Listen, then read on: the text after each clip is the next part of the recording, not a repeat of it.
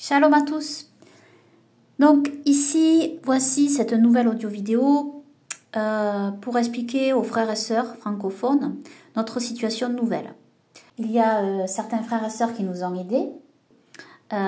Pour cela, nous les remercions infiniment. Et pour ceux qui continuent à nous aider, nous les remercions infiniment aussi, bien sûr. C'est énorme ce qu'ils ont fait pour nous.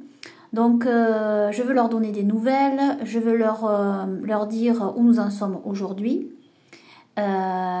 Et aussi, c'est en partie grâce à eux, grâce à vous, donc, si vous nous avez aidés. Et grâce à vous, donc, aussi, on a pu arriver là où on en est. C'est-à-dire, vous nous avez nourris quand on en avait besoin, vous nous avez aidés quand nous en avions besoin. Et ça, c'est énorme. Que Dieu vous bénisse et vous le rende au centuple. Amen. Je ne peux pas citer tous les gens ici personnellement, mais vous vous reconnaîtrez. Donc voilà. Vous êtes dans nos prières et voilà, nous vous sommes extrêmement reconnaissants. Et même pour ceux qui n'ont pas pu nous aider, qui ont prié pour nous, merci beaucoup aussi. Voilà. C'est une autre façon de nous aider aussi. La prière est très efficace. Donc, je vais vous donner des nouvelles donc de notre situation. Comme vous, ceux qui savent, ceux qui nous ont aidés, vous saviez donc que nous étions à Saint-Pierre-et-Miquelon, donc une île française près de Terre-Neuve au Canada. Et donc nous étions là et nous étions sans plus rien en fait à cause de notre situation. Alors pour ceux qui ont suivi, c'était assez long à expliquer. Donc nous étions partis de Terre-Neuve, donc le Canada nous a ramenés donc à Saint-Pierre-et-Miquelon en France car nous avions des problèmes avec nos passeports et nous devions refaire nos passeports. Et à cause de cela, la banque, la BNP Paribas en France avait coupé donc le compte en banque de mes parents et du coup mes parents, ma mère ne pouvait plus toucher sa retraite. Donc on s'est retrouvés sans plus rien. Le Canada nous a beaucoup aidés, énormément. C'était formidable. Pendant environ 9 mois, je crois que c'est ça. Ils nous ont hébergés, nourris, logés. C'était extraordinaire. Puis après, bon, au bout d'un moment, ils nous ont renvoyés à Saint-Pierre-et-Miquelon en France. Tout s'est très bien passé. Les douaniers étaient extraordinaires. Donc voilà, ça s'est extrêmement bien passé. Après, ça a été plus dur d'arriver à Saint-Pierre-et-Miquelon, île française, à côté de Terre-Neuve. Donc là, on a été hébergé un temps par une personne que nous connaissions. Ensuite, de nouveau, on s'est retrouvés donc sans plus rien. Et donc là, c'est un presbytère donc catholique, parce qu'il y a que des catholiques là-bas, Saint-Pierre-et-Miquelon, qui nous a hébergés. Il travaille en fait avec le gouvernement français. Donc ils nous ont hébergés, parce que là, on n'avait plus rien, donc plus de revenus. Et là, donc, nous avions une petite chambre pour 3. Et donc, dans ce temps-là, c'était très difficile parce que là, ils nous aidaient même pas pour manger, en fait. Ou très très peu. Hein. C'était vraiment... Alors qu'au Canada, on nous nourrissait tous les jours, etc. Donc là, on vous avait demandé de l'aide donc, pour pouvoir manger, s'acheter de quoi se nourrir, se vêtir occasionnellement. Et donc voilà. Et je remercie infiniment les frères et sœurs qui nous ont aidés dans ces moments très très difficiles. Et c'est vrai que vous avez été extraordinaires. Et pour ceux qui nous ont aidés, ça a été, ouais, vraiment, on vous remercie. Et ça nous a permis de tenir donc on a économisé. Moi, pendant un temps, j'ai touché le RSA, j'ai demandé, bon. Mais le but, c'était pas que nous restions à Saint-Pierre-et-Miquelon. Hein. Moi, je voulais pas rester à Saint-Pierre-et-Miquelon. Le but, le Seigneur m'avait dit qu'on ne resterait pas à Saint-Pierre-et-Miquelon. Parce que c'est vrai que j'ai parlé d'un projet. Et ce projet, on l'a toujours, hein, en fait. Et on est en train de le réaliser petit à petit, mais il n'a pas encore complètement abouti. Et donc, en fait, il est en cours. En fait. Mais nous avons extrêmement bien progressé. Et donc, notre situation s'est bien arrangée. Donc, voilà. Alors, je vais vous raconter un peu le périple qu'on a vécu. Et comment Dieu a agi aussi, hein, de manière extraordinaire. Ça faisait 2 ans que ma mère ne touchait plus sa retraite. Et donc, à Saint-Pierre-et-Miquelon, donc, pendant que nous étions hébergés au presbytère, on a fait les démarches pour que ma mère retouche sa retraite. Ça a été fastidieux. Alors, la complémentaire, ça a été beaucoup plus rapide en fait, mais par contre la retraite générale, ça a été un peu plus difficile à débloquer cette somme d'argent. C'était une somme assez importante puisque c'était sur 2 ans qu'elle ne touchait plus sa retraite. Ça faisait 2 ans qu'elle ne touchait plus sa retraite. Donc ça fait une somme assez conséquente. C'est une infirmière à la retraite. Donc ça a fait quand même une bonne somme d'argent. Hein. Donc je savais quoi faire avec cette somme d'argent. Parce que notre but, depuis que j'étais en fait même à Sprucedale, au Canada, à Terre-Neuve, c'était ça, j'avais ce but-là en tête. Mais alors je vous explique les difficultés que nous avions. On ne pouvait pas repasser par le Canada. Non, parce qu'on ne peut pas revenir au Canada étant donné qu'on a été ramené en France. On ne peut pas revenir au Canada jusqu'au mois d'août, jusqu'à ce mois d'août. Pendant 1 an, on ne pouvait plus revenir au Canada.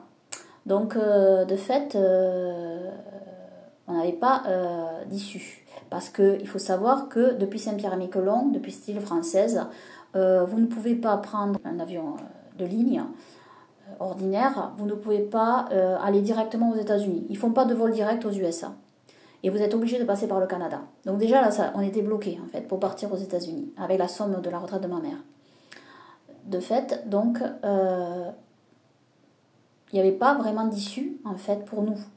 Mais voilà, je savais que Dieu voulait que nous partions aux États-Unis. Je le savais. Alors, je ne peux pas rentrer dans tous les détails ici. Il y a des gens qui me reprochent de ne pas rentrer dans tous les détails, mais j'ai mes raisons pour ne pas rentrer dans tous les détails, justement. Mais sachez que j'essaye de marcher en conformité de vie et avec ce que Dieu me dit et me montre. Donc, le Seigneur me donne des révélations.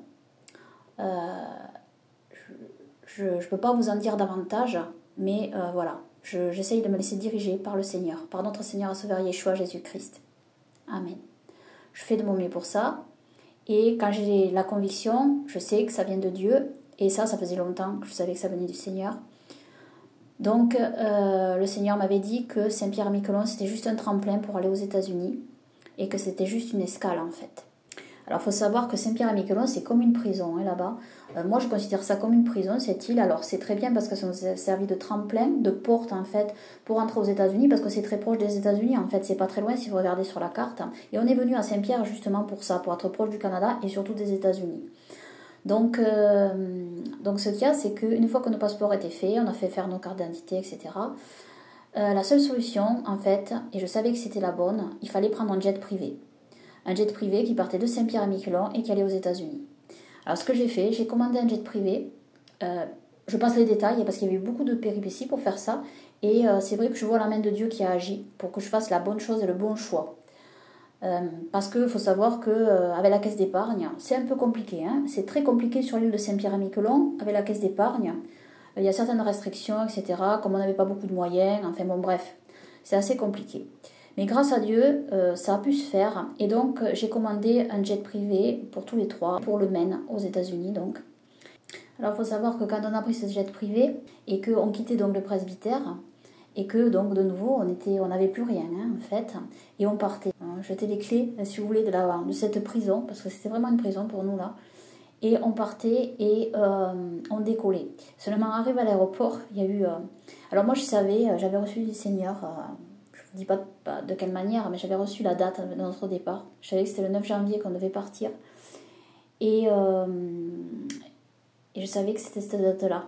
Et cette date-là, j'avais essayé de partir un petit peu avant, ou voilà, et non, c'est tombé en fait que le billet était disponible la date à laquelle j'avais reçu, la date que j'avais reçue révélée par Dieu, et c'était cette date-là que nous pouvions partir avec le jet, pas avant ni après. Et donc, arrive à l'aéroport, tout d'un coup, la compagnie me contacte et me dit « Ah, mais il y a 3 passagers qui ne peuvent pas passer aux États-Unis. » Alors là, ça a été vraiment... le stress total en fait, le stress total, mais par la grâce de Dieu, ça s'est arrangé, et en fait, cette personne nous a recontacté, nous disant que ça allait, finalement ça s'était arrangé, etc. Et là, nous avons remercié le Seigneur. C'était un soulagement énorme, parce que je vous dis pas, la sensation, on se retrouvait sans plus rien, on venait de quitter le presbytère en plus. En plus, bon, avec l'administration française, il y avait un contrat signé, etc. Et on ne pouvait pas toujours rester au presbytère. C'était vraiment la limite, en plus, où nous pouvions partir. Et ça a été... C'était vraiment le moment où il fallait partir, en fait. Hein, parce qu'après, on aurait été obligé de louer un appartement à Saint-Pierre. L'argent serait parti là-dedans, etc. Et c'était hors de question. Donc voilà, par la grâce de Dieu, tout s'est arrangé. Et finalement, le jet est arrivé, le jet privé est arrivé. Quand on a vu ce jet privé, c'était une libération totale. Moi qui ai peur de l'avion, en fait, là, c'était extraordinaire. J'ai jamais été autant heureuse de toute ma vie de monter dans un avion. Autant heureuse de toute ma vie de monter dans un avion. Et j'avais pas peur, en fait. C'était extraordinaire. Et quand l'avion a décollé, je me suis sentie enfin libre, quoi. Libre. Comme l'aigle qui s'envole vers la liberté. Donc voilà. Donc ça a été à peu près 1h30 de vol, jusque dans le Maine, aux États-Unis. Et une fois passé la frontière, bon, la douane, ça s'est bien passé. Alors, c'était un tout petit aéroport. La douane, c'était vraiment minuscule, en fait. C'était pas un grand aéroport du tout. Donc ça s'est très bien passé. Là-bas, on a loué une voiture. On est allé à l'hôtel. Et tout ça, donc, avec l'argent de la retraite de ma mère qui était accumulée depuis 2 ans. Hein. Donc c'est vrai qu'on a mis beaucoup d'argent pour le jet privé, parce qu'un jet privé, c'est cher, évidemment. Mais c'était l'argent pour la liberté, en fait. Et donc là, on est allé à l'hôtel, voilà, etc. Et puis, alors, on est allé direction, donc, New York. Là, je voulais me rendre à la Trump Tower, pour plusieurs raisons. Donc, nous y sommes allés. Et puis ensuite, une fois arrivés à New York, nous sommes allés en Floride. Voilà.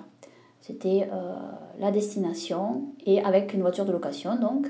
Et nous avons conduit donc de New York jusqu'en Floride. Ça nous a pris plusieurs jours. Et puis, arrivé en Floride, donc là, nous n'avions rien. Enfin, nous n'avions rien. Nous avions de l'argent, bien sûr, mais il ne fallait pas dilapider tout l'argent à l'hôtel, etc. Parce que l'argent part vite, quand même. Même si c'est une grosse somme, ça part très vite. Et une bonne partie de l'argent était partie dans le jet privé, déjà. C'est très cher. Donc là, bon, il fallait faire quand même économiser. Mais bon, on est obligé à un moment donné de prendre l'hôtel, donc on l'a pris. Et puis on a contacté des chrétiens dans une église, et qui nous ont aidés. Donc ils nous ont payé 2 nuits d'hôtel.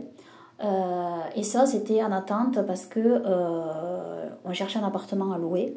Et grâce à Dieu, j'ai trouvé un appartement qui est près du Trump International Golf à West Palm Beach, là où va Trump très souvent.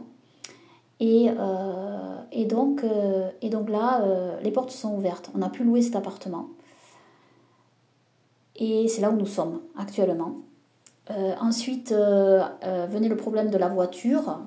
Donc, parce qu'aux États-Unis, si vous n'avez pas de voiture, vous ne pouvez rien faire, en fait. Il y a pas trop... il y a des bus, bien sûr, mais bon, c'est très grand, les États-Unis. Les distances sont énormes. Donc, si vous n'avez pas de voiture, c'est extrêmement difficile de se déplacer. Vous êtes dépendant des autres. Le taxi, c'est pas donné. Donc voilà, et c'est mal desservi au niveau des bus, tout ça. Tout le monde a une voiture pratiquement aux États-Unis, c'est extrêmement important. On a trouvé un endroit, alors là aussi dirigé par Dieu, un endroit pour les voitures d'occasion, et à côté de l'aéroport de West Palm Beach. Et on est tombé sur quelqu'un d'extraordinaire, vraiment. Hector, il s'appelle, et c'est un chrétien. Il lit la Bible. Voilà, aux États-Unis, il y a beaucoup de chrétiens. Vous pouvez rencontrer des gens comme ça. Vous pouvez rencontrer des escrocs aussi, mais énormément de chrétiens. Donc là, on est bien tombé. Donc au début, ils nous avaient vendu une voiture, c'est une Cadillac d'occasion, donc. Seulement, quand ils l'ont checké, quand ils ont vérifié la voiture, ils ont vu qu'il y avait un problème et ils nous l'ont dit. Donc comme c'est pas des escrocs, voilà, ils sont honnêtes, ils nous l'ont dit. Parce qu'ils auraient pu nous la vendre et qu'on ait un problème après. Ça arrive, hein. On a des concessionnaires qui sont pas très honnêtes, il y en a. Donc voilà. Et du coup, ils nous ont trouvé une autre voiture, un SUV blanc, d'occasion, mais alors super bien en fait.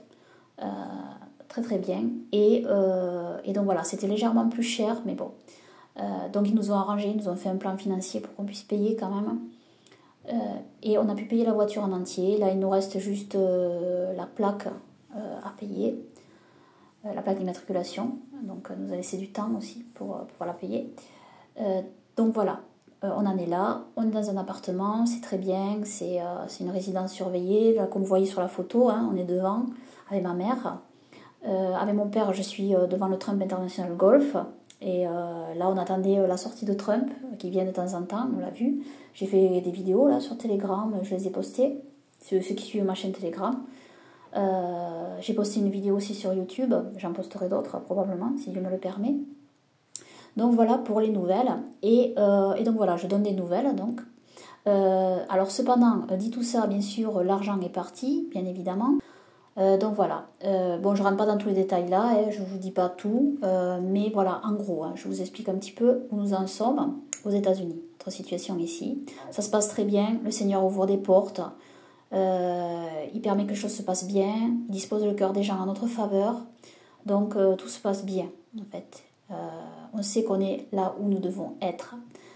Et donc voilà, et donc le projet avance très bien, non, parce qu'on est là où on doit être, comme je vous le dis.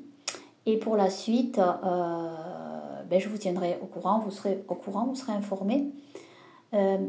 Et là, donc, voici pour les nouvelles. Et pour vous dire aussi que donc, au niveau de l'argent, on est toujours sur le fil, là, ici, bien que ça aille bien mieux, bien évidemment, puisque ma mère touche sa retraite.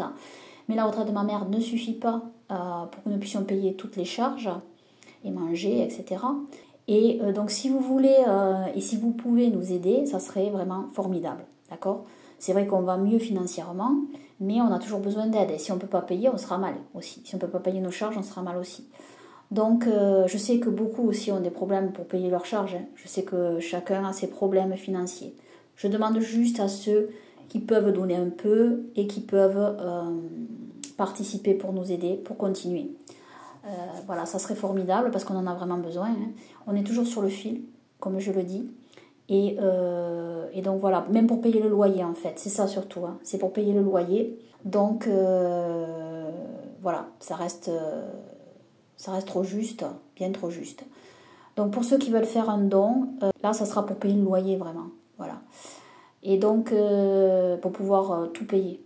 Donc j'ai mis ici mon RIB de la caisse d'épargne, de mon compte de la caisse d'épargne.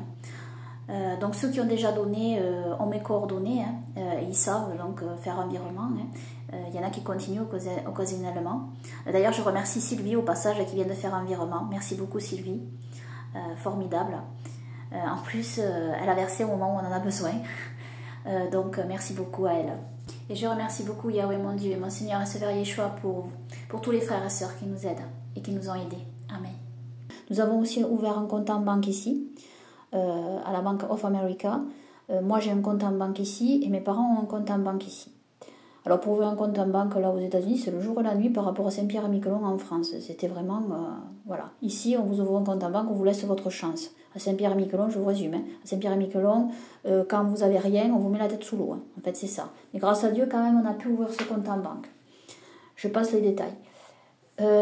Donc voilà, si vous voulez nous donner faire un don, vous pouvez donc verser sur ce RIB là qui s'affiche sur cette vidéo. Sinon demandez-moi, je vous le renvoie. Autrement, pour ceux qui veulent nous envoyer un don par la poste, je vais donc donner mon adresse postale dans la description de cette vidéo. Donc voilà, vous pouvez envoyer à cette adresse. Pour le numéro de téléphone, voilà, ça dépend. Je le donne à certaines personnes, je vais le donner à certaines personnes que je connais bien. Je ne vais pas le donner directement ici sur YouTube. Mais voilà, je le donnerai au cas par cas à certains frères et sœurs qui me contactent en privé. Donc bien sûr là c'est appel international. Hein. Autrement, il y a des frères et sœurs qui sont sur Messenger.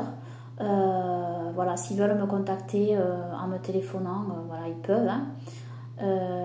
Sur mon compte Messenger Facebook donc.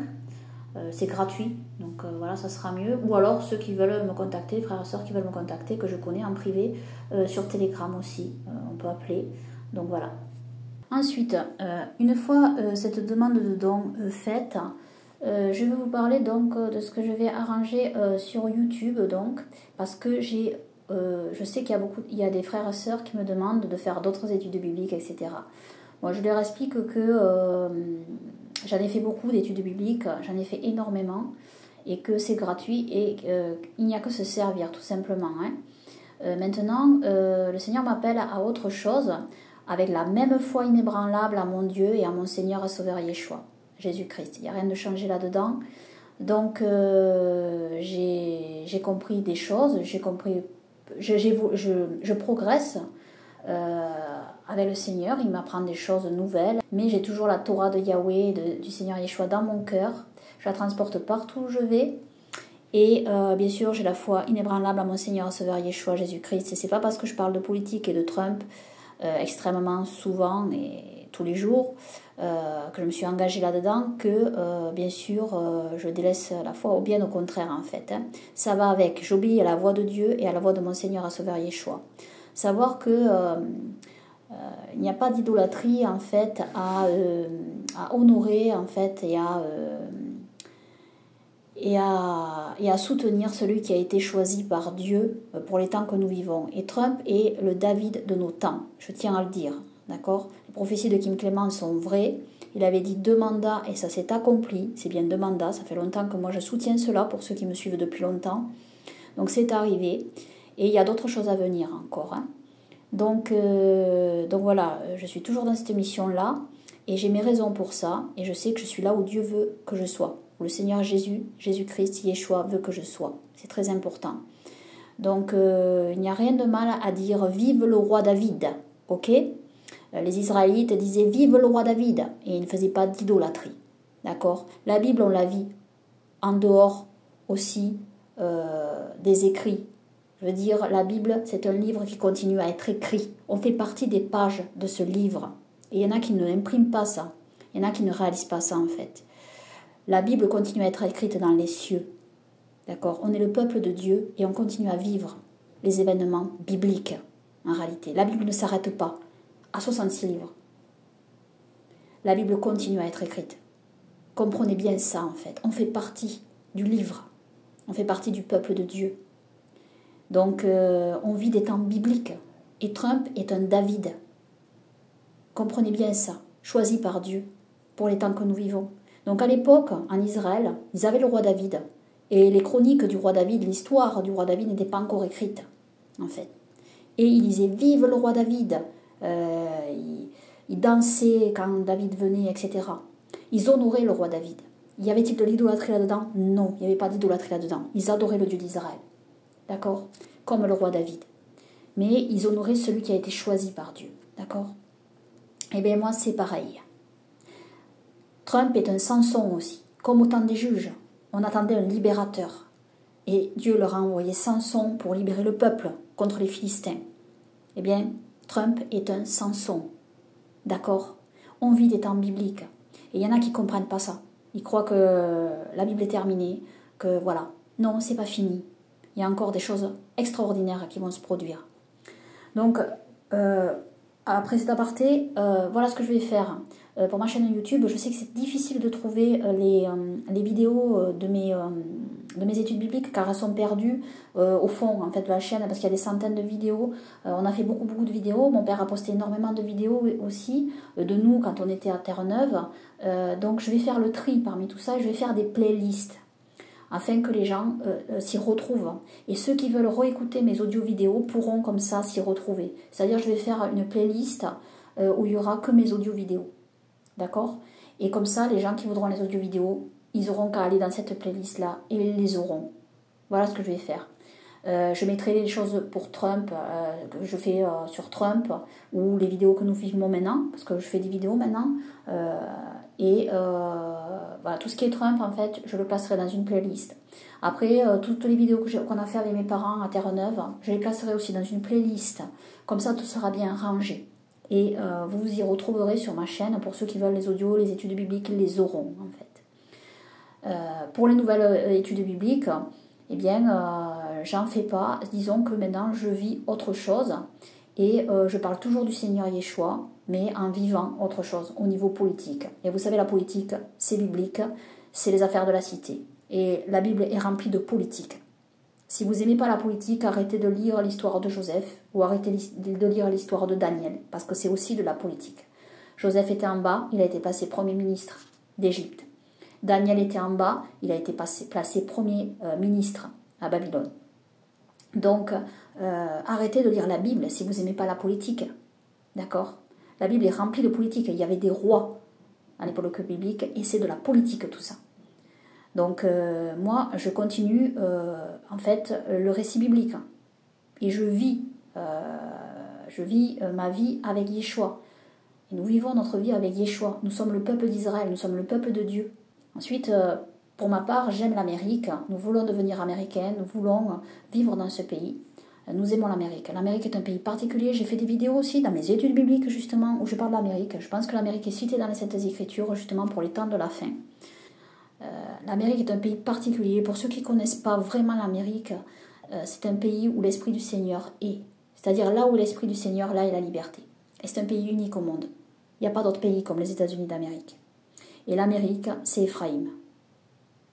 Voilà, ça rejoint toutes mes études bibliques en fait. Et là, en ce moment, nous sommes chez Éphraïm, dans la maison de Joseph. Ensuite, je voulais aussi faire une demande ici, parce qu'étant donné que je suis assez occupée, que je vais être occupée dans les temps à venir, concernant le calendrier de Yahweh, de notre Seigneur Sauveur Yeshua, le calendrier trouvé à Qumran, que j'ai mis en ligne, et j'avais beaucoup travaillé sur ce sujet. Et donc, je voudrais que le calendrier soit toujours à disposition, pour ceux qui veulent célébrer les fêtes de l'Éternel, aux bonnes dates donc, c'est-à-dire aux dates qui ont été retrouvées à Qumran. Donc, savoir que ces fêtes sont des fêtes prophétiques aussi bien sûr, et que nous les célébrons en esprit et en vérité. D'accord, c'est ça aussi qui est très important à comprendre. On les célèbre donc d'abord dans notre cœur, et après bien sûr on les met en application comme on peut les mettre en fait, et quand on peut le faire, on le fait. Mais il faut savoir une chose, les fêtes, c'est pas une contrainte. Il faut aussi prendre les choses de manière paisible, reposée en fait dans le Seigneur. Il faut que ce soit une joie de faire les fêtes. Il ne faut pas que vous soyez contraints de faire la fête, que ce soit des contraintes, comme les pharisiens le font. Hein. Je tiens à préciser ça. Parce que je sais que quand on est nouveau, qu'on veut revenir à la Torah, etc., c'est très bien, on a beaucoup de zèle, mais parfois on met beaucoup de pas faire ci, pas faire ça, etc. Et ça met beaucoup de contraintes. En fait, le fardeau du Seigneur Yeshua est léger, dites-vous bien ça. Et donc les fêtes doivent être une fête et un repos. Donc on doit les célébrer dans la paix et la joie. Voilà. Et ça ne doit pas être quelque chose de forcé ou de contraint, voilà. Donc ça doit être quelque chose de reposant. C'est extrêmement important. Donc, revenons donc sur le sujet du calendrier. Je demande à des frères et sœurs s'ils peuvent se renseigner, s'ils connaissent quelqu'un ou si eux-mêmes seraient capables de faire une application, de type application qu'on trouve sur Google, faite avec par exemple l'intelligence artificielle, parce que maintenant il y a beaucoup de choses qui se font avec ça, et qui en fait serait une appli qui ferait que on la téléchargerait, et ça serait le calendrier trouvé à Qumran avec tout ce que j'explique, et chaque année en fait ça se mettrait aux bonnes dates. Il n'y a personne qui... c'est-à-dire que moi, les croyants me contactent et me demandent les bonnes dates chaque année de leur donner. Mais à un moment donné, je ne vais pas forcément être à disposition pour le leur donner. Et si je ne suis pas là, j'aimerais quand même que ça continue, que ça perdure. Et c'est vrai qu'avec une application qu'on peut télécharger, ça serait formidable. Et même avec les 7 jours, vous savez, qu'on doit rajouter, tous les 5 ou 6 ans, ça se ferait automatiquement, ça se ferait tout seul, c'est la machine qui le ferait. On rentre le programme, on rentre les bonnes données du calendrier et la machine elle ferait tout ça et tout se réglerait. Et on n'aurait qu'à donner l'application aux gens à télécharger et ils auraient le bon calendrier sur leur téléphone portable qui pourrait suivre. Donc voilà, je fais cet appel. S'il y a des gens qui savent faire ça, ou alors qui connaissent des personnes qui savent faire ça, qui me contactent donc. Donc, qui me contactent par email à êtreisraélite@gmail.com. Je vais donner mon email. Et voilà, c'est le plus simple. Ou alors, si vous êtes sur Telegram, vous me contactez sur Telegram. J'ai aussi, voilà, c'est le mieux, c'est sur Telegram pour les francophones. J'ai d'autres comptes, j'ai les autres réseaux. Sur Twitter X, j'ai un réseau. Sur Getter, sur Gap, je poste là aussi. Mais je sais que voilà, pour me contacter en privé, c'est plus facile sur Telegram, ou alors à mon email, êtreisraélite@gmail.com, ou alors sur mon forum, pour ceux qui sont familiers avec mon forum. Donc je vais mettre le lien aussi de mon forum. Vous pouvez me contacter en fait en privé sur mon forum. pour me parler, pour me dire si vous connaissez quelqu'un. Et là, je vous aiderai pour le calendrier, pour entrer toutes les bonnes données et pour donner tous les bons renseignements. Donc voilà ce que je pouvais dire dans cette vidéo. Je vous remercie tous. À tous ceux qui nous ont aidés, je les remercie. Je vous dis donc que Dieu vous dirige par notre Seigneur et Sauveur Yeshua et vous bénisse abondamment et vous guérisse si vous êtes malade. Et je prie ainsi dans le nom précieux et le sang précieux de notre Seigneur et Sauveur Yeshua Jésus-Christ. Amen. Et je remercie Yahweh, mon Seigneur et Sauveur Yeshua, mon Dieu, pour tout ce qu'il a fait pour nous, pour cette délivrance qu'il nous a apportée et pour tout ce qu'il fera aussi pour nous dans l'avenir et pour tout ce qu'il va faire pour vous aussi dans le futur et pour tout ce qu'il a fait pour vous dans vos vies également, pour tout ce qu'il a fait pour nous tous bien évidemment, pour son Fils bien-aimé qu'il a donné en sacrifice pour tous nous sauver de nos péchés. Amen. Et